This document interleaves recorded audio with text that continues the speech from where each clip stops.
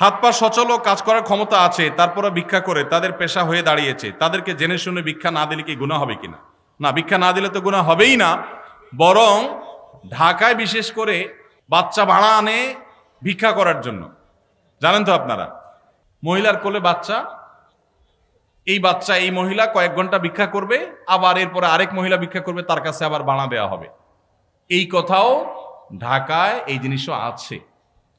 তো সেজন্য আপনার কাছে যদি মনে হয় কোনোটা পেশাদার ভিক্ষুক, ওইটার পেশা হলো ভিক্ষুক, আপাদমস্তক সুস্থ সবল মানুষ, কাজ করে না, সে ভিক্ষা করে, তাহলে তাকে ভিক্ষা যদি আপনি না দেন, এর কারণে গুনাহ তো হবেই না, বরং আপনি তাকে সম্ভব হলে নসিহা করে কোনো কাজের জন্য উদ্বুদ্ধ করবেন, এতে আপনার সওয়াব হবে ইনশাআল্লাহ। তবে ধমক দিবেন না। ও আম্মাসা এলা ফালা তানহার, কেউ হাত বাড়ালে দিতে না পারলে বিদায় দিবেন, পারলে সুন্দরভাবে বিনম্রতার সাথে নসিহা করবেন, ধমক দিবেন না। ধমক দিতে আল্লাহ নিষেধ করেছেন, কারণ আপনি জানেন না তো যাকে আপনি মনে করছেন যে সে পেশাগত কারণে এটা করছে, হতে পারে সে আসলে অভাবী, তখন তার দিলের বদদোয়া পাবেন। এজন্য ধমক দিবেন না, তবে বোঝানোর চেষ্টা করবেন। আল্লাহ আমাদের তৌফিক দান করুন। আমাদের দেশে ব্যবসার ক্ষেত্রে টাকা দিয়ে যে শেয়ার হয়, যেমন এক দোকানদারকে আমি 1 লক্ষ টাকা দিলাম, সে আমাকে কোন হারে দিবে, হালাল পন্থা কি? ভাইরা আমার, আপনি কোনো দোকানদারকে 1 লাখ টাকা দিলেন ফর এক্সাম্পল, আপনি তাকে বলবেন, ভাই এই টাকা দিয়ে ব্যবসা করার পর যদি আল্লাহ না করুক লস হয়, তো যা লস হবে আমি লস নেব। তোমার ব্যবসার পুঁজি আছে 10 লাখ টাকা, আমি সাথে 1 লাখ যোগ করলাম, তাহলে 11 লাখ হলো।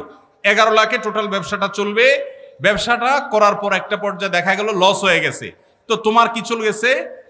11 লাখ টাকা যদি আমাদের 11,000 টাকা লস হয়, তো আমার 1,000 যাবে, তোমারও 10,000 যাবে। আর যদি লাভ হয়, সেক্ষেত্রে লাভের পার্সেন্টেজটা ঠিক করতে হবে। কিরকম? যে এই 1 লাখ টাকা আমি কত পার্সেন্ট পাবো? তুমি ব্যবসা যেহেতু নিজে পরিচালনা করবা, অতএব তুমি 60%, আমি 40%, অথবা তুমি 50%, আমি 50%, যে কোনো হার ঠিক করে লাভ এবং লস উভয়টার ভিত্তিতে যদি আপনি দেন, সেটা জায়েজ আছে। আর যদি 1 লাখ টাকা দিয়ে বলেন, ভাই আমার আসলটা ঠিক থাকবে, মাসে মাসে 2000 করে দিবেন, তাহলে এর নাম সুদ। এর নাম কি? কুল্লু কারজিন জাররা নাফআন ফাহুয়া রিবা। যদি আপনি এটা লোন হিসাবে দেন আর বিনিময় নেন, সেটা কি হবে? সুদ হবে। আল্লাহ আমাদেরকে বুঝার তৌফিক দান করুন।